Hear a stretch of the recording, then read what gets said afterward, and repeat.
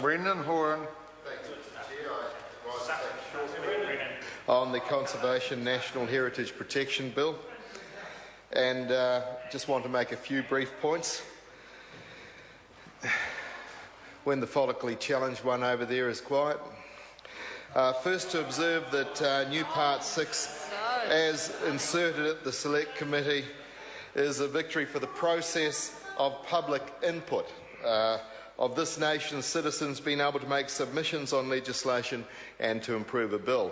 And, sir, I've been one to condemn this government for the way they've had to put amendments to amendments to amendments, and they've rushed because of their policy of rushing through bills, but it's great to see the democratic process working with this bill. The Select Committee reported that the recommended, quote, inserting new Part 6 to reflect the intention of bringing consistency to the penalties administered by the Department of Conservation. The committee went on to refer to Standing Order 288, Part 1, which states that a Select Committee may recommend only amendments that are relevant to the subject matter and consistent with the principles and objectives of the bill. The Local Government and Environmental Select Committee went on to say they were confident that the new Part 6 amending the Marine Mammals Protection Act meets that requirement. And, Mr Chair, I suggest it would be useful for the Select Committee report to record why this particular change came about. That reason being that a member of the public asked for the change in a submission. Only 8 submissions were received, included a learned one from the New Zealand Law Society, and I'll touch on that one shortly. But one person asked for the change to the marine mammals law and put in just a short submission, 300 words or more. The submitter did so firstly because of a report on Radio New Zealand in January this year, a report entitled Claims of Illegal Fishing in Marine Sanctuary, and secondly because at the time submissions were being received on this bill. But to cut a long story short, Mr Chair, the Select Committee were convinced by the power of the argument, which spoke for itself. It was an overnight success, which we're debating just 8 months later.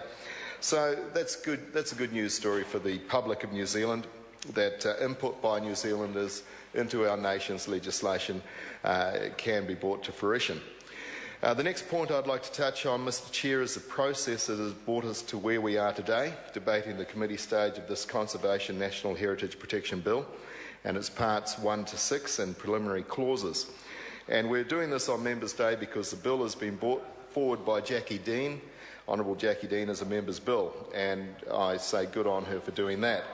But she has done it because it has not been brought forward as a government bill by successive governments led by the last 4 Prime Ministers. And if we look, for example, in Part 1 at Clause B, which updates the penalties in Section 39, Part 6 of the Conservation Act for, and I quote, disturbing, injuring, poisoning, killing, or detrimentally affecting any freshwater fishery, fish spawning ground, or food or freshwater fish in any river, stream, lake, or any other water, by allowing any contaminant to enter into any such water or refusing to remove as much as may be practical of the contaminant. Well, sir, it's a mouthful, but it defines a specific offence. The provision was added to the law in 1990 by the Conservation Law Reform Act 1990, with penalties up to $30,000 and a further fine of $3,000 a day for a continuing offence. And, sir, in the intervening 23 years, the quantum of the maximum penalty has not changed. The dollar amounts are the same today as they were 23 years ago. Yet the value of $30,000 in 1990 was obviously far greater than the same amount today. Sir, the law...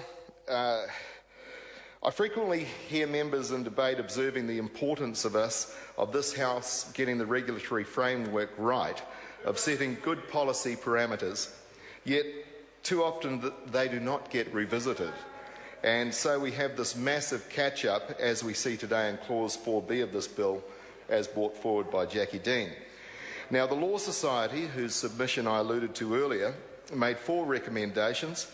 One of the recommendations that a review should be undertaken to ensure that the bill's penalties are consistent with the penalties specified in other enactments that protect or manage aspects of natural environment. The Law Society suggested that it would be desirable for there to be a consistent approach to penalties in all enactments that protect or manage aspects of the natural environment. Mr. Chair. Brendan Horan. Thank you, sir. Perhaps another step, a useful step, would be for Parliament to have a process for bills to specifically revise, to update penalties contained in statute, as it's important constitutionally that this House sets out penalties and maximums in primary legislation, but it would do little harm for one bill in each Parliament, an omnibus bill, to be introduced to keep the penalties up to date and, as desired by the Law Society, consistent across the statute book.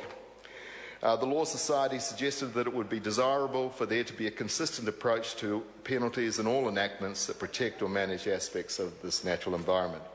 Mr. Chair, finally, I turn to Clause 2, the commencement date, and the clause is a good one, and I commend the Honourable Member Jackie Dean for specifying a fixed date. I will support this bill. Right, I'll put the question, and the question is that parts 1 to 6 and clauses 1 and 2 stand part. Those of that opinion will say aye. Contrary, no. The ayes have it. I will report this bill without amendment.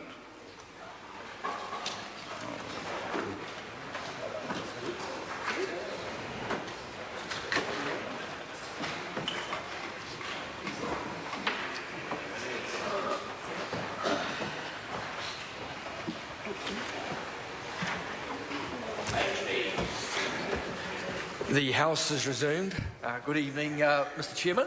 Mr. Speaker, the committee has considered the Conservation Natural Heritage Protection Bill and reports it without amendment. So, Mr. Speaker, I move that the report be adopted. The question is that the report be adopted. Those of that opinion will please say aye. Aye. To the contrary, no. The report is adopted.